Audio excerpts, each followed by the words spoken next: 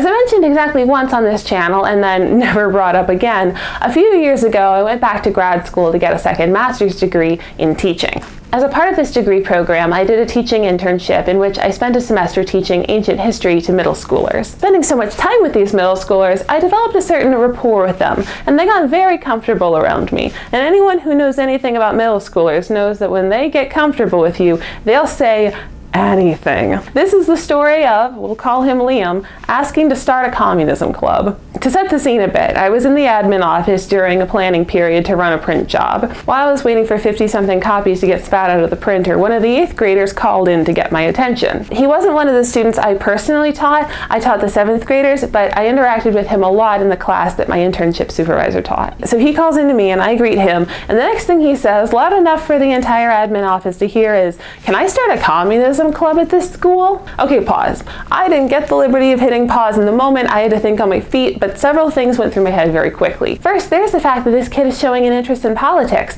I think that's cool. In a completely neutral world without any connotations this way or that, starting a communist club is no weirder than starting a young Republicans club. I would support them wanting to learn more about how the government works and exploring their values. But we don't live in a totally neutral world. We live in a world where saying communism can get a rise out of people, and he was at an age where they like to get a rise out of people, especially Liam. Everything about that kid was loud. Loud voice, bright red hair, and he was notoriously a little obnoxious. However, if he wanted to get a rise out of someone by saying communism, he picked the wrong teacher. I'm a left-leaning historian with 2 master's degrees.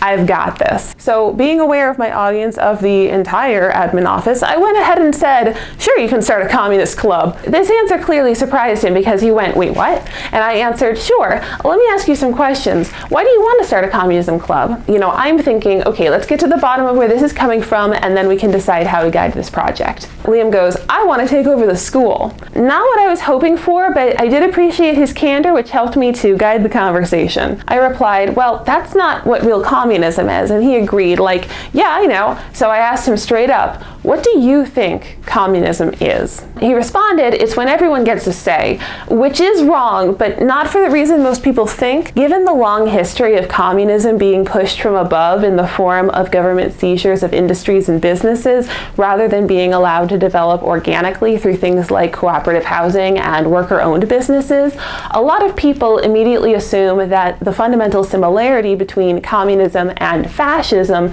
is a lack of choice. But this is a matter of historical implementation, not political theory. We can talk about the Russian Revolution, but we can't pretend it's an example of communism or something a communist club would uphold as emblematic of their priorities or politics. So I gently corrected him that democracy is when everyone gets a say. Communism is when everyone gets what they need. To his credit, Liam accepted this correction and immediately pivoted to push for more stuff from the school. Now keep in mind that this is a public school. They get free education, free breakfast and lunch, free books, free computers. I listed all of this out and asked him what more he needs. And he answered, computers that work. And I told him IT services are free too. Go to lunch. At this point, my print job had finished, and as I turned back to collect my documents, the secretary looked up and said, "Real communism is getting rid of all the redhead kids." I don't know. I guess the kid got under everyone else's skin, but I found him fun to engage with as long as we engaged in good faith without letting the conversation run into